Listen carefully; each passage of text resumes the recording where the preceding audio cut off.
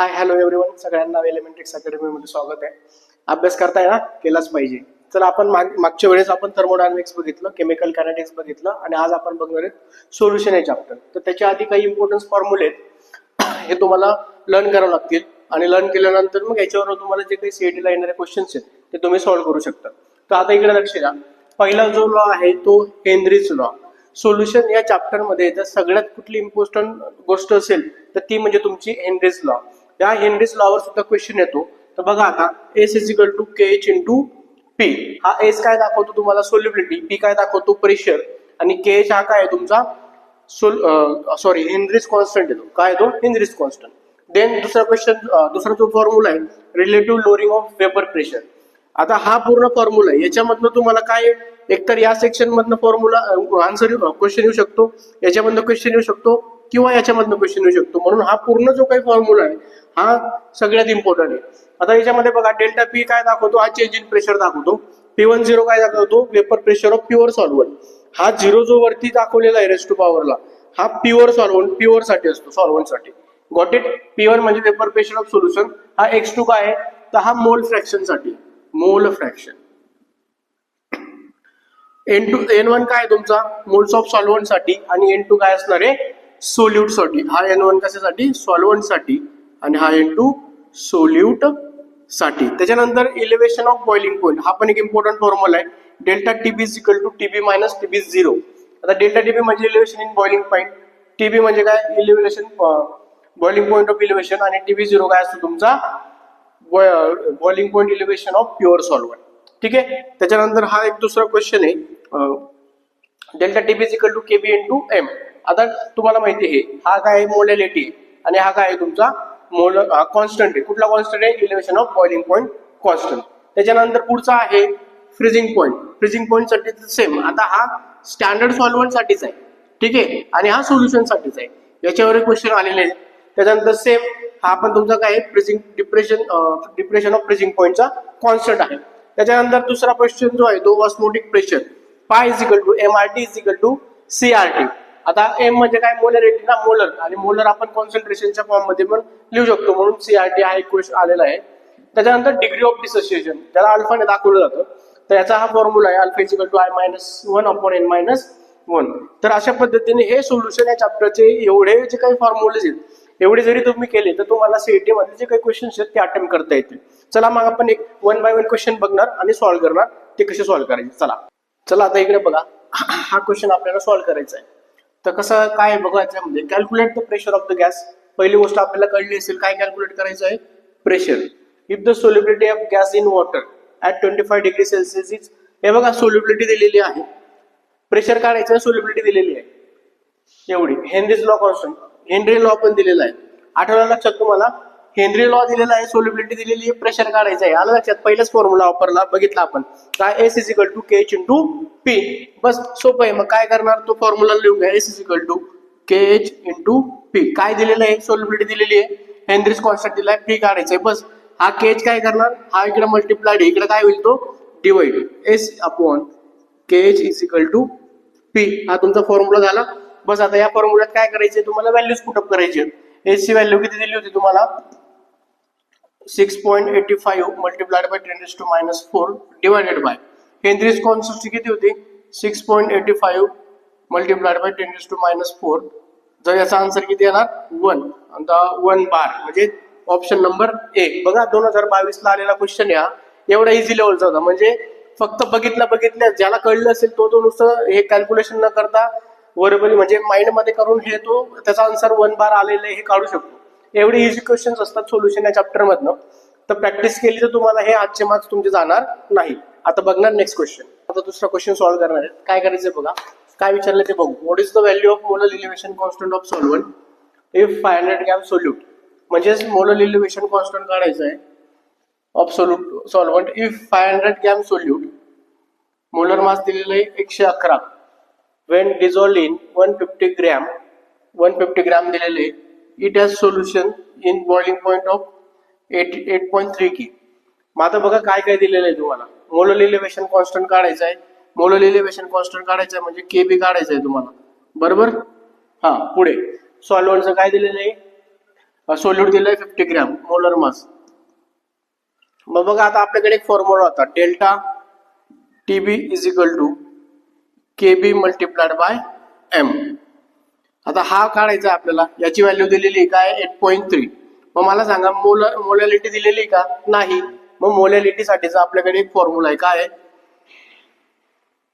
Moles of solute to the kg of solvent to the kg of solvent. बरोबर. पण आपल्याकडे सोल्यूटचे moles आहेत का नाही. मग आधी मोल्स काढावे लागतील. मग मोल्स काढण्याचा पण आपल्याकडे काय आहे फॉर्म्युला काय असतो mole is equal to given mass upon molecular mass. बरोबर. Given mass upon molecular mass. मग आता मला सांगा गिवन मास किती दिलेलं होतं त्यांनी 50. बरोबर. डिवायडेड बाय मोलर मास किती दिलेले त्यांनी आपल्याला 111. बरोबर. जे काही हे किती 0.45 एवढं आलं पाहिजे. बरोबर. 0.45 हे आल्यानंतर काय करणार तुम्ही आता त्याच्यात ती व्हॅल्यू टाकता येईल. बरोबर. पण त्याच्या आधी आपल्याला बघा हा किती दिलेला आहे 150 ग्रॅम दिलेला आहे. पण फॉर्म्युल्यामध्ये काय लागणार आहे आपल्याला केजी लागणार आहे. म्हणजे 150 ला काय करावं लागेल केजी मध्ये डिवाइड करावं लागेल. तर ते किती आन्सर येईल त्याचं या 150 ग्रॅमला केजी मध्ये कन्वर्ट करताना काय करणार 1000 ने डिवाइड. 1000 ने डिवाइड केल्यानंतर तुमची व्हॅल्यू किती येणार आहे त्याच्यामध्ये 0.150 केजी. बरोबर. 0.150 केजी आली. हे आल्यानंतर काय आता तुमच्याकडे सगळ्या व्हॅल्यू आहेत काय काय ही मोल्स ऑफ सोल्यूट टाकायचं 0.45 डिवायडेड बाय 0.150. कशात टाकली ही व्हॅल्यू या मोल्स ऑफ सोल्यूट मध्ये आणि केजी ऑफ सॉल्व्हंट मध्ये. बरोबर. म्हणजे काय ठीक म्हणजे 0.3 त्याचं 0.3 याचं काय येणार आहे तुम्हाला आन्सर आलेलं आहे. माझं 0.3 आल्यानंतर काय करणार या डेल्टा हा फॉर्म्युला वापरणार. काय करणार डेल्टा टीबी दिलेला आहे 8.3. त्याच्यानंतर पुढे काय आहे केबी काढायचा आहे. हा मोलॅरिटी किती आली 0.3. बस तिला इकडे करून घ्या 0.3 इज इक्वल टू किती 0.3 याचं किती आन्सर येणार याचं जर डिवायडेशन केलं तर 2.77 च्या आसपास आलं पाहिजे. माझ्यामध्ये आहे का येस ऑप्शन सी दिलेला आहे तुम्हाला. म्हणजे बघा आपण या पद्धतीने तुम्हाला हा क्वेश्चन सॉल्व्ह करते. थोडा लेंथी झाला हा क्वेश्चन.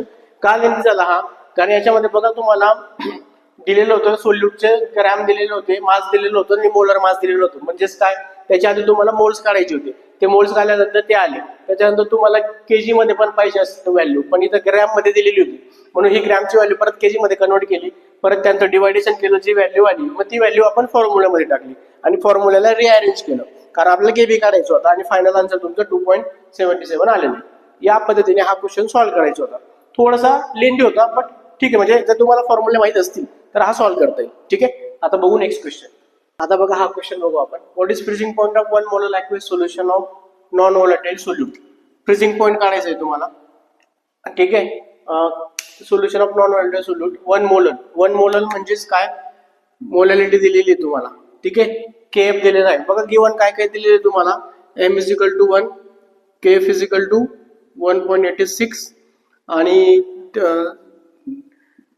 T0F दिलेला आहे तुम्हाला 0 डिग्री सेल्सिअस. ठीक आहे. काय करणार आता याच्यामध्ये तुम्हाला सोपं आहे की आपल्याकडे एक फॉर्म्युला होता बघा delta TF is equal to KF into M. बरोबर.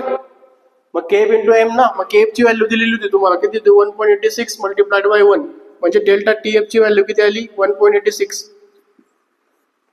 पण ट्विस्ट काय बघा what is freezing point delta TF 0 दिलेला होता. याचा एक फॉर्म्युला लिहिला आपण लेक्चरच्या सुरुवातीला आठवतो. हे बघा TF is equal to standard T0F minus T delta TF. बरोबर.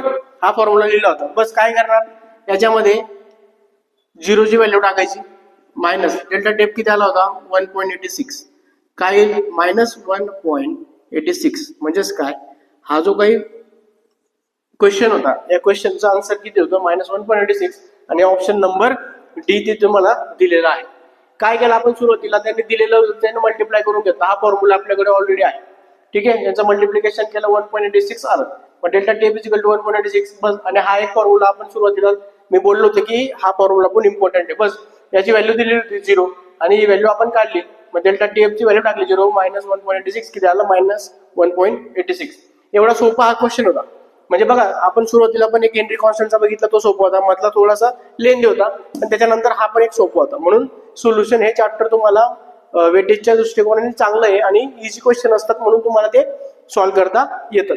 चला आपण बघणार नेक्स्ट क्वेश्चन. चला आता आपण बघणार आहेत नेक्स्ट क्वेश्चन.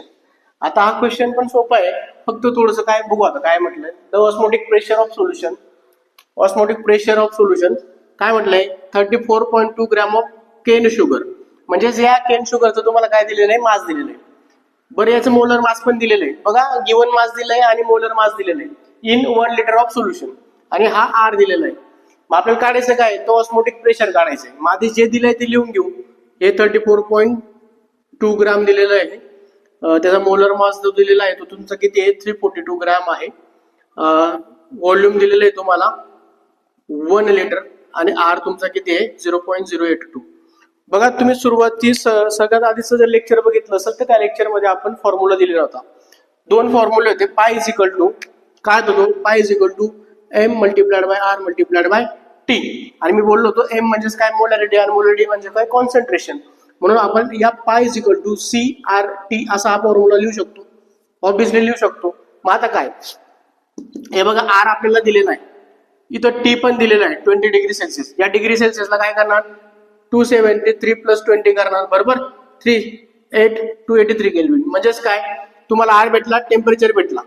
काय काढायचं अजून, कारण पाय काढायचं आहे ना तर सी लागेल. आणि सी कसा काढणार, तुम्हाला दिलेलं आहे आपलं ग्रॅम दिलेलं आहे आणि मोलर मास दिलेलं आहे. याच्यावरून तुमचे काय निघतील, मोल्स निघतील. बस त्या मोल्सला डिवाइड करणार तुम्ही 1 लिटरने आणि काय येईल तुमचं कॉन्सन्ट्रेशनचं व्हॅल्यू. तर बघू आपण काय करणार. आधी सुरुवातीला सगळ्यात आधी मोल्स काढू.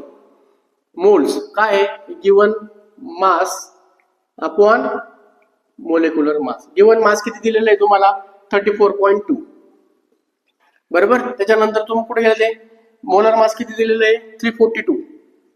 किती येईल हे 1 च्या आसपास येऊन जाईल बरोबर. आलं 1 च्या आसपास. देन त्याच्यानंतर आपल्याला काय करायचं आता मोलॅरिटी, कारण आपल्याला कॉन्सन्ट्रेशन करायचंय. मग कॉन्सन्ट्रेशन काढण्यासाठी काय करणार, तुमचं जे काही आहे कुठे गेलं ते आन्सर. व्हॉल्यूम किती दिलेलं आहे 1 दिलेलं आहे. तुम्ही काढलेला मोल्स किती आहेत 1. कॉन्सन्ट्रेशन किती येईल 1 आलं. या 1 आल्यानंतर त्याचा आन्सर त्याच्यामध्ये क्वेश्चन टाकणार आहेत आपण. Concentration is equal to 1 multiplied by R किती होता तुमचा 0.082 मल्टिप्लाइड बाय टेम्परेचर किती होतं 283 केल्विन. मग बस या 0.082 आणि 283 केल्विनला जर मल्टिप्लाय केलं तर तुमचं ऑलमोस्ट ऑप्शन किती येतं 2.40 ॲटम्स येणार आहे. ठीक आहे, किती येणार आहे 2.40 ॲटमॉस्फिअर. बघा लक्षात घ्या, एवढा सोपा हा क्वेश्चन होता. याच्यावर तुम्हाला लक्षात येईल की सोल्युशन या चॅप्टर मधले क्वेश्चन्स किती सोप्या लेवलचे असतात. येतं लक्षात. अशा पद्धतीने हा सॉल्व्ह करायचा. हा जो फॉर्म्युला आहे हा फॉर्म्युला लक्षात ठेवा, म्हणजे जेणेकरून तुम्हाला याचं जे काही कॅल्क्युलेशन्स आहेत ते करता येतील. आता बघणार आपण नेक्स्ट क्वेश्चन.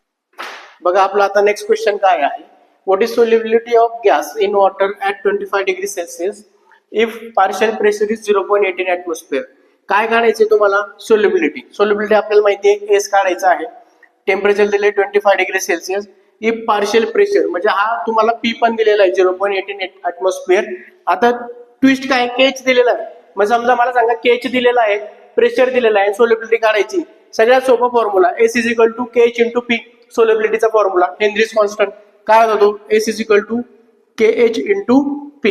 काय करणार के एच ची व्हॅल्यू दिलेली तुम्हाला 0.16 मल्टिप्लाइड बाय प्रेशर किती आहे 0.18. आता बस सिम्प्लिफिकेशन करायचंय. काय करणार 16 मल्टिप्लाइड बाय 18चं जर आन्सर केलं तर ते किती येतं तुमचं जवळजवळ 288 बरोबर. काय करणार हे 2 झिरो लावून टाका 0.0288 आलं फायनल आन्सर. एवढा सोपा क्वेश्चन होता. आता ऑप्शन मध्ये बघू किती आहे नियर बाय व्हॅल्यू ए वाला आहे. म्हणजेच काय हा जो क्वेश्चन आहे या क्वेश्चन मधलं जे काही आन्सर आहे ते किती आहे 0.0288 दिलेला आहे. म्हणजेच बघा हेनरीज कॉन्स्टंटचा जर फॉर्म्युला आला तर तुम्हाला एकदम सोपं आहे. कॅल्क्युलेशन पण सोपे असतात आणि जे काही येणारा आन्सर आहे ते तुम्हाला विदिन द सेकंड्स मध्ये येऊ शकतात. बघा सोल्युशन या चॅप्टरचे जर व्हिडिओ बघितला असेल तर आता थर्मोडायनामिक आणि केमिकल कायनेटिक्सचे अपलोड करून झालेले आहेत. त्याच्यानंतर आपण ही सिरीज पूर्ण करणार आहेत फिजिकल इनऑर्गॅनिक आणि ऑर्गॅनिक साठी.